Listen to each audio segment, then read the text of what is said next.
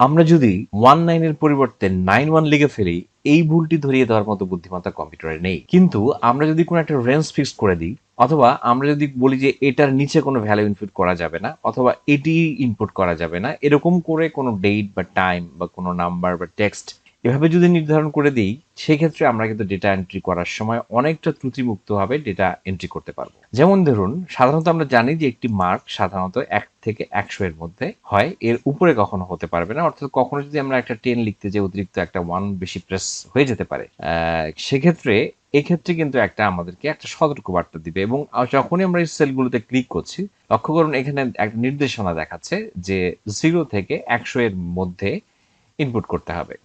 এরকম করে একটা আমাদেরকে টেক্সট দিচ্ছে। আমরা এটি বাংলায় লেখার কারণে কিছু প্রপারলি হয়তো প্রবলেম দেখা দিচ্ছে। যাই হোক, এখন আমরা যদি এই সেলের মধ্যে 5-6 লিখে এন্টার প্রেস করি, তাহলে ওকে, কোনো প্রবলেম নেই। কিন্তু আমরা যদি কখনো 10 লিখতে যেয়ে একটা 1 বেশি প্রেস হয়ে যায় ভুলবশত, বা অন্য কোনো কিতে প্রেস পড়ে যায়, তাহলে দেখা যাচ্ছে আমাদের একটা এখানে অ্যালার্ট দিচ্ছে আপনার ভুল হয়েছে, আবার চেষ্টা করুন। তো এরপর আমরা যদি এখানে রিট্রাই ক্লিক করি, তারপরে যদি এটাকে আমরা কারেকশন করে এটিকে যদি 10 লিখে দিই, তাহলে দেখা যাচ্ছে এটি আমরা প্রপারলি ইনপুট করতে পারছি।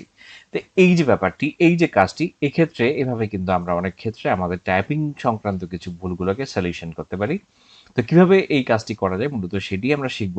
তো এই অপশনটিকে বা এই কাজটিকে মূলত বলা হয় ডেটা ভ্যালিডেশন। অর্থাৎ ডেটাগুলোকে আমরা একটা রুলের আওতায়, নির্দিষ্ট একটা শর্তের মধ্যে, নির্দিষ্ট একটা নিয়মের মধ্যে আমরা যদি সেলগুলোকে ওই সেলগুলোকে যদি আমরা ওই শর্তগুলোকে নির্ধারণ করে দিই পূর্বে থেকে, তাহলে ওই সেলগুলোর মধ্যে আমরা যদি কোনো ভুল করে থাকি, এই শর্তের বাইরে যদি কোনো ডাটা এন্ট্রি করে থাকি, তাহলে আমাদেরকে এরকম একটা এরর অ্যালার্ট দিতে পারে আমরা চাইলে, অথবা তারপর আমরা সেটিকে কারেকশন করতে পারি। তো চলুন তাহলে আমরা শুরু করি কিভাবে এই কাজটি আমরা করব।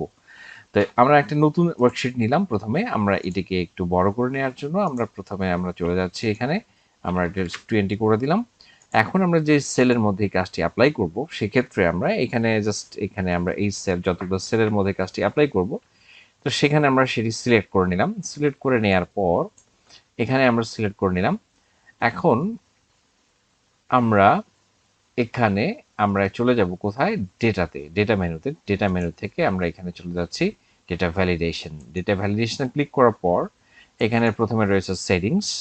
তো সেটিংসের এখানে আমরা এখানে নির্ধারণ করে দিব যে এই সেলের মধ্যে আমরা কোন ধরনের ভ্যালু অ্যালাউ করব। তো আমরা এখানে যদি আমরা এনি ভ্যালু দিই, তাহলে আমরা এখানে যে কোনো ভ্যালু টাইপ করতে পারবো। এখানে টেক্সট বা নাম্বার যে কোনো কিছু। যদি হোল নাম্বার আমরা সিলেকশন করি, তাহলে শুধুমাত্র পূর্ণ সংখ্যা আমরা ইনপুট করতে পারবো, এখানে ফ্র্যাকশন কোনো ভ্যালু ইনপুট করতে পারবো না। তাহলে এটিও কিন্তু আমরা এখানে বলে দিতে পারি। তো এক্ষেত্রে এখানে যখন আমরা হোল নাম্বার দিয়ে দিব, তখন ফ্র্যাকশন ইনপুট করতে পারবো না। আর যদি আমরা এখানে তারপরে মনে করি যে আমরা এখানে ডেসিমাল দেবো, তাহলে ডেসিমাল সহ ইনপুট করতে পারবো। এখন এখানে আমরা যদি দিয়ে দিই যে আমরা এখানে লিস্ট, তাহলে একটা লিস্টের মধ্যে থেকে আমাদের একটা লিস্ট নির্ধারণ করে দিতে হবে, যেটি আমরা পরবর্তী ক্লাসে দেখব। তো সেই লিস্টের মধ্যে থেকেই আমাদের ডেটাগুলোকে আমরা এন্ট্রি করতে পারবো, যেটি আমাদের একটা ড্রপ ডাউন লিস্ট ক্রিয়েট হবে, এবং এটি থেকে আমরা কিছু ত্রুটি এড়িয়ে খুব দ্রুত গতিতে ডেটাগুলোকে এন্ট্রি করতে পারবো, যেটি আমরা আগামী পর্বে এটি আপনাদের সঙ্গে শেয়ার করব। আজকে পর্বটি খুব সংক্ষিপ্ত আকারে একটি জিনিস দেখানোর চেষ্টা করছি। তো এরপরে আমরা ডেটের মধ্যে কিছু আমরা এখানে ক্রাইটেরিয়া সেট করে দিতে পারি। তারপরে হচ্ছে বিভিন্ন ধরনের টাইম, টেক্সট লেন্থ, অর্থাৎ সর্বোচ্চ কতগুলো টেক্সট আমরা টাইপ করতে পারবো সেটি আমরা এখানে নির্ধারণ করে দিতে পারবো। তার বেশি টেক্সট আমরা এখানে ইনপুট করতে পারবো না। আর কাস্টম হচ্ছে এটি অনেক একটু অ্যাডভান্স লেভেলের, এটির জন্য আমাদের কিছু সূত্র জানতে হবে। তারপর আমরা সেই সূত্র বা সেই সূত্রগুলো যদি ফর্মুলাগুলো যদি আমরা এখানে অ্যাপ্লাই করি, তাহলে আমাদের সিলেক্টেড সেলগুলোর মধ্যে সেই ফর্মুলার সাপেক্ষে আমাদের এখানে ডেটাগুলোকে ভ্যালিডেশন করবে। তো প্রথমেই আমরা যে কাজটি দেখেছিলাম যে আমরা একটা মার্ককে 0 থেকে 100 এর মধ্যে আমরা ভ্যালুগুলোকে এখানে ইনপুট নেব। তো আমরা এখানে চাইলে এখানে হোল নাম্বার দিয়ে দিতে পারি, যেহেতু আমাদের সংখ্যাগুলো বর্তমানে ফ্র্যাকশন হয় না, এই জন্য আমরা এটাকে বিটুইন দিয়ে দিতে পারি, ডিফল্ট থাকে। নট বিটুইন আমরা এখানে চুজ করতে পারি। ইকুয়াল টু দিতে পারি, শুধুমাত্র ওই ভ্যালুটি সেট থাকবে। নট ইকুয়াল টু মানে ওইটি বাদে। গ্রেটার দেন মানে কোনো কিছুর উপরে যদি হয়, এখানে লেস দেন, এরকম করে আমরা আমাদের ক্রাইটেরিয়াগুলো আমাদের যখন যেটি প্রয়োজন হবে তখন আমরা সেই ক্রাইটেরিয়াটি সেট করে দেব।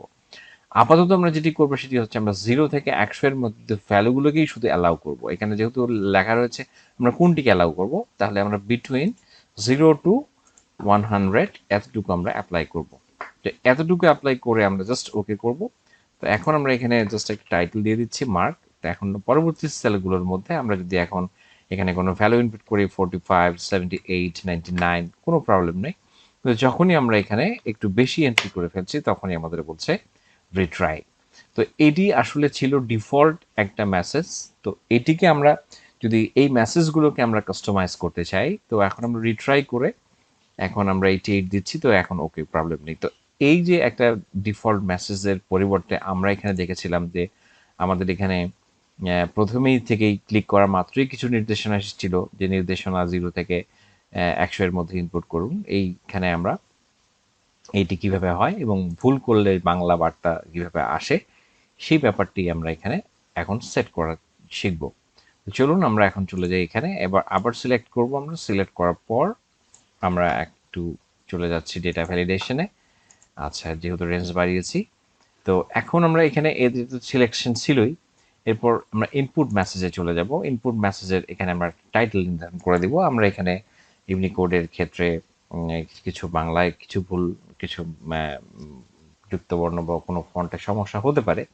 যাই হোক, আমি এখানে তখন লিখেছিলাম ভুল, আমরা লিখে দিলাম 0 থেকে 100 এর মধ্যে ইনপুট করুন, ওকে। এরপর আমরা চলে যাব কোথায়, এরর অ্যালার্টে। এরর অ্যালার্টে আমরা এখান থেকে স্টপ সিলেকশন করব। এখানে আমরা ওয়ার্নিং দিতে পারি, ইনফরমেশন, একটা জাস্ট আমরা ওয়ার্নিং দিতে পারি, সে মানলে মানলো, না মানলে নাই। কোনো ইনফরমেশনের জন্য চুজ করতে পারি। তাই আমরা যেটি করেছিলাম সেটি ছিল স্টপ, অর্থাৎ ভুল করলে তাকে স্টপ করে দিবে এবং তারপর সংশোধন না করা পর্যন্ত তাকে আর এখান থেকে বের হতে দেবে না। তো এখানে নির্দেশনা দেওয়া হবে, সরি, এখানে আমরা প্রথমে ভুল না, এখানে এখানে হচ্ছে নির্দেশনা হবে, আর এখানেই হবে ভুল।